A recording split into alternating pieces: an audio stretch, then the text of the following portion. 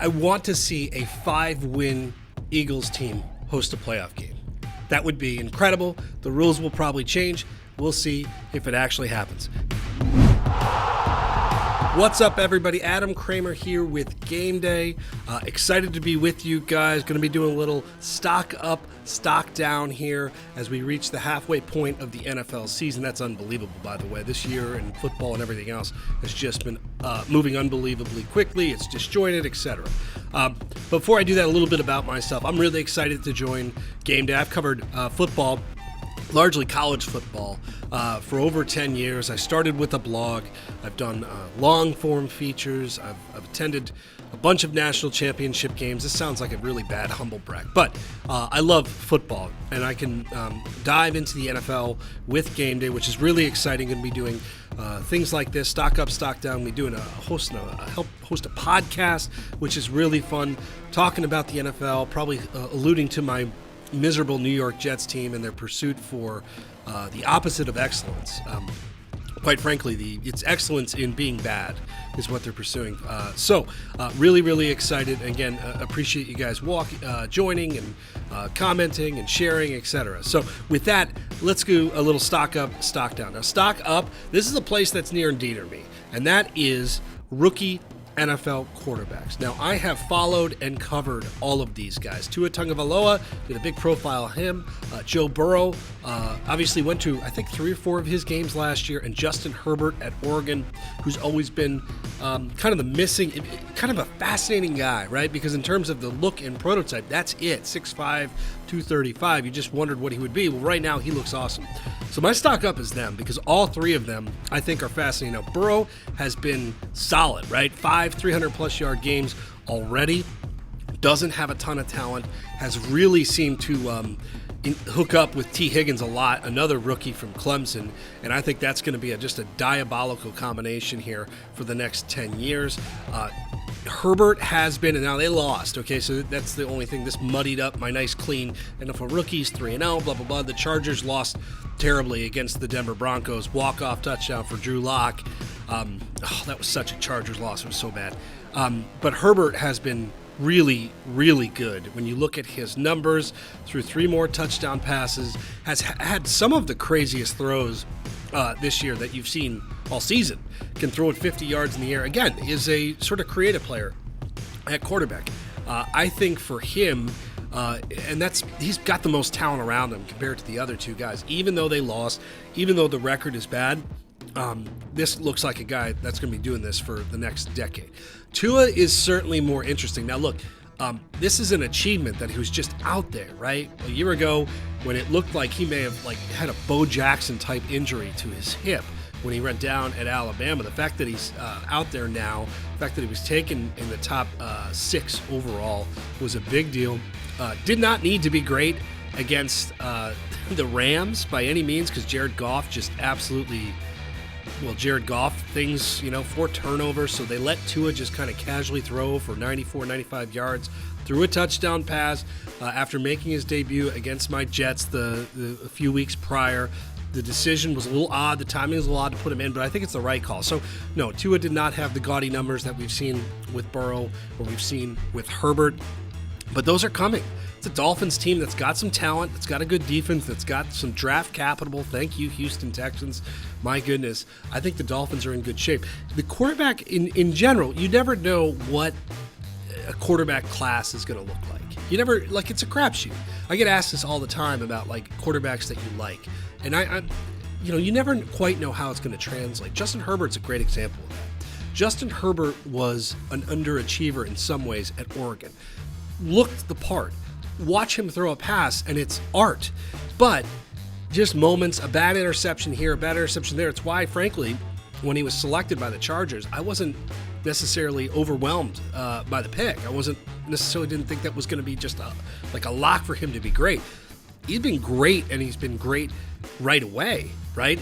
Burrow looks like he's going to be phenomenal. That was a guy that was great last year. Has found the right coaching staff at Cincinnati, and did this, by the way, yesterday. Burrow, that is, beat the Titans without top 3 offensive linemen and his starting running back. or maybe not his top 3 offensive linemen. I think it was out 3 offensive linemen, including some really good players. So Burrow was doing it without much. Herbert is doing it with some talent. Actually, San Diego's talent is pretty good. And Tua, we'll have to wait and see. But I really like what I've seen from this group, and I'm interested to see what you get moving forward. But yeah, I'd buy stock in all 3 of these guys. I think they're going to be really good. Stock down. The weather, Mother Nature. It was hilarious yesterday, right? So I logged in, getting ready to get my bets on, and what I saw first and foremost were totals, okay? And these were some of the totals impacted. Patriots, Bills, Titans, Bengals, Raiders, Browns, Rams, Dolphins, Saints, Bears, Steelers, Ravens. Totals all came down due to those excessive wind. And then even Philly and Dallas, we saw Zerline have to kick the ball through like a tornado.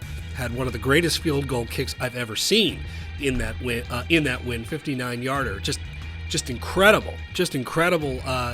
Day for field goal kicking. The warm-ups, watching the field goal kickers just shank kicks into these 30, 40, 50-mile-an-hour gusts.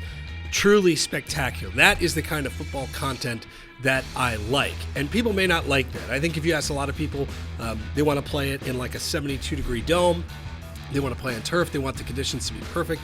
I've never been that way. Even though this is stock down, I think it's stock down for a lot of people. For me, I enjoy stock down. I enjoy Mother Nature just absolutely having a say on football games around the country. This was odd, though.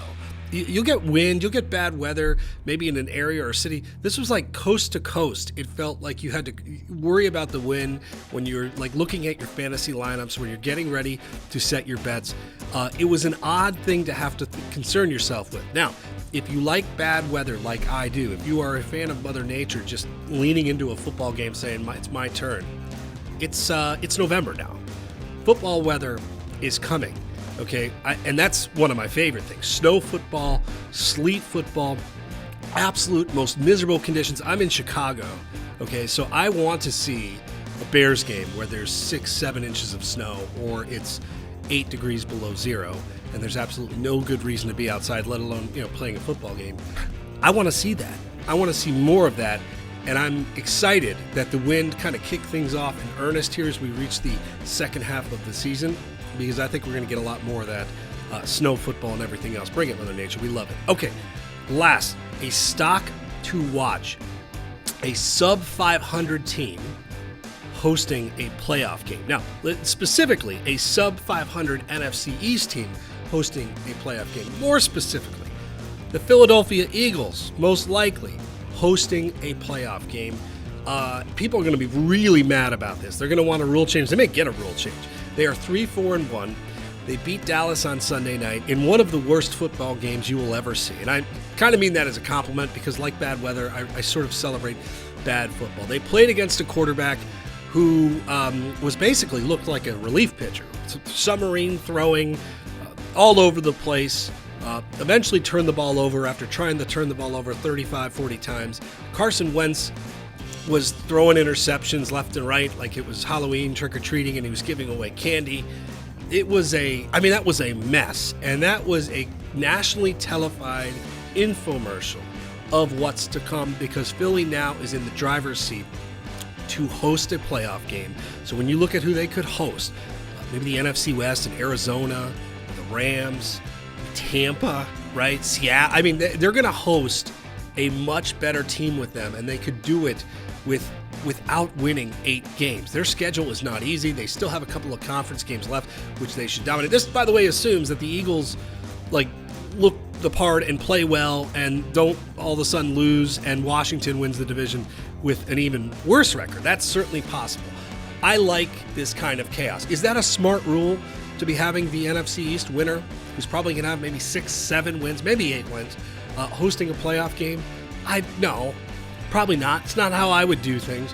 But, again, applying to that chaos theory that I enjoy, this is unescapable. Every Carson Wentz interception, all those bad moments, somebody is going to host a playoff game in the NFC East against a much better team and going to have a chance to win and move to the second round. It's the way the rules are, the way things go. And as bad as that football game was, and I really want to wrap my arms around it and hug it because it was so spectacularly bad, we're going to get more of it. And the Eagles now I want to see a 5-win Eagles team host a playoff game. That would be incredible. The rules will probably change. We'll see if it actually happens. Guys, I enjoyed it. I'm happy to be with you. I'll be doing this every week. I'll be on the podcast. Really looking forward to doing more of this. Again, Adam Kramer with Game Day, and we will talk to you guys soon. What are your stock up, stock down, and stocks to watch? Be sure to throw them in the comments and check us out here at the Game Day.